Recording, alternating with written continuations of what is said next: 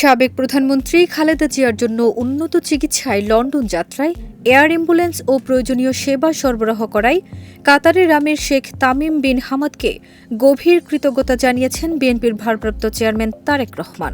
সেই সঙ্গে কাতারের সাথে বাংলাদেশের দীর্ঘস্থায়ী ও বহুমুখী সম্পর্কের ব্যাপারে আগ্রহের কথাও জানিয়েছেন।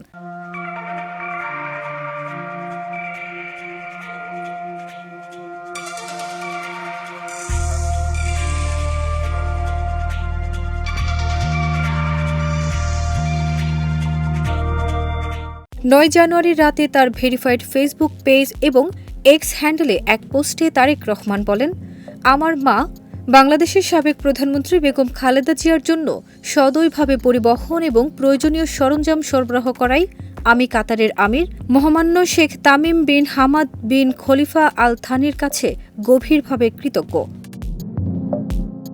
তিনি বলেন, আমার পরিবার এবং বাংলাদেশের জনগণের পক্ষ থেকে আমি এই সমর্থনের জন্য আন্তরিক ধন্যবাদ জানাই। আমরা বাংলাদেশ ও কাতারের মধ্যে দীর্ঘস্থায়ী বহুমুখী সম্পর্ক গড়ে তুলতে উন্মুখ। উল্লেখ্য, উন্নত চিকিৎসার জন্য বেগম জিয়া এখন লন্ডন ক্লিনিকে ভর্তি আছেন। প্রায় 7.5 বছর পর তিনি পরিবারের সান্নিধ্য পেয়েছেন।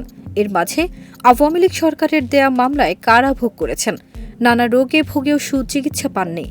অনেক অপেক্ষার পর সারা দেশের মানুষের অভূতপূর্ব ভালোবাসা নিয়ে চিকিৎসা নিতে গিয়েছেন তিনি। ফারজানা নিকিতা, দেশ রূপান্তর।